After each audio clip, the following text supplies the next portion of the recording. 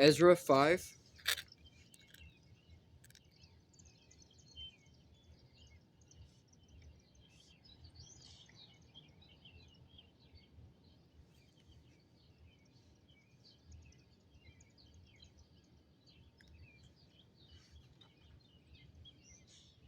So the rebuilding of the house of the Lord continued from Ezra 4. At that time, the prophets Haggai, and Zechariah, son of Iddo, prophesied to the Jews in Judah and Jerusalem. They prophesied in the name of the God of Israel who was over them. Zerubbabel, son of Shealtiel, and Jeshua, son of Jehozadak, responded by starting again to rebuild the temple of God in Jerusalem. And the prophets of God were with them and helped them.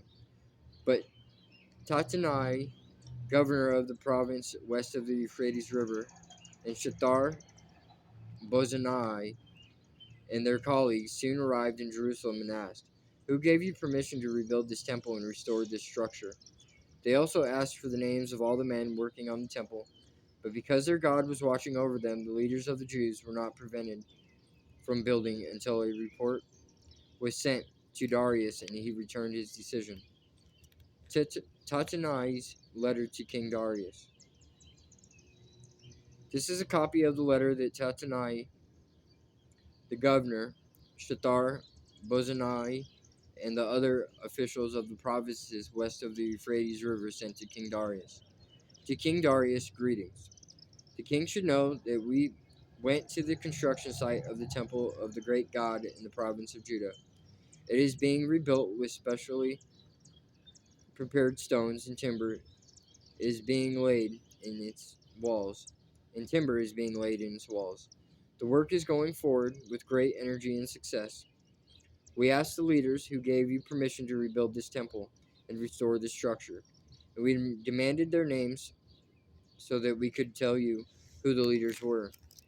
This was their answer: "We are the servants of the God of heaven and earth, and we are rebuilding the temple that was built here many years ago before a great king of Israel.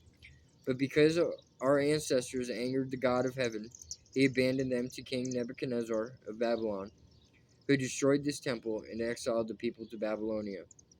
However, King Cyrus of Babylon, during the first year of his reign, issued a decree that the temple of God should be rebuilt. King Cyrus returned the gold and silver cups that Nebuchadnezzar had taken from the temple of God in Jerusalem and had placed in the temple of Babylon.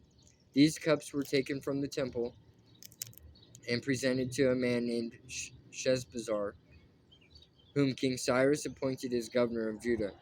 The king instructed him to return the cups to their place in Jerusalem and to rebuild the temple of God there on its original site. So this Sheshbazzar came and laid the foundations of the temple of God in Jerusalem. The people have been working on it ever since, though it is not yet completed. Therefore, if it pleases the king, we request that a search be made in the royal archives of Babylon to discover whether King Cyrus ever issued a decree to rebuild God's temple in Jerusalem, and then let the king send us his decision in this matter."